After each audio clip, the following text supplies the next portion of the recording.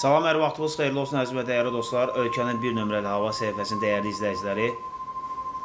Duyduğunuz, eşitdiyiniz bu külək verdiyimiz məlumatlar özünü bir daha doğrultdu və qeyd edildiyimiz kimi yağıntılar və küləkli hava şəraitinin olması, müşahidə olması ehtimalı var idi və bu gün ayın 14-dən etibarən Bakı və Abşeron yarımadası günün ikinci yarısında külək bir qədər də şiddətlənməsi ehtimalı var.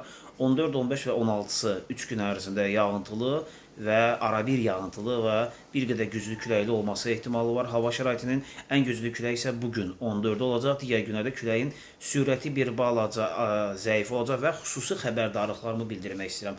Xüsusi xəbərdarlıq hansı bölgələrə bildirmək istəyirəm?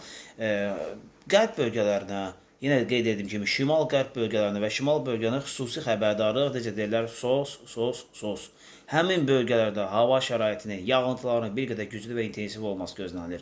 Zaqatala, Qax, Balakən, Qəbələ, Şamaxı, İsmayıllı, Şəki, sonra keçək qərb bölgələrinə, Akstafa, Qazax, üzr istəyirəm, Gəncə, bir sıra adı çəkili və çəkmədiyi bölgə, Quba, Qusar və bir sıra bölgələrdə yağıntıların bir qədər güclü və dağlı və dağətəyi bölgələr həmçinin güclü və intensiv olması gözlənilir. Cənub bölgəsində həmçinin bugündən etibarən yağıntıların başlanması ehtimalı var. Bəzi ərazidə yağıntılar ara sıra bir qədər güclü və intensiv olacaq. Bakı və Abşeron yarımadasında isə günün istənilən vaxt, gündüzlər əsasən yağmursuz, xüsusilə axşam və gecə saatlarında yağıntıların olması ehtimal olunur. Ayın 17-sinə qədər belə bir hava şəraiti davam edəcək. Ümumilikdə isə dəhşətli istilər, anormal istilər ayın 20-sinə kimi yoxdur və 3-cü 10 günlük barəsində sizlərə qarşıdakı günlərdə məlumat verəcəyik. Bizləri izləməyi unutmayın.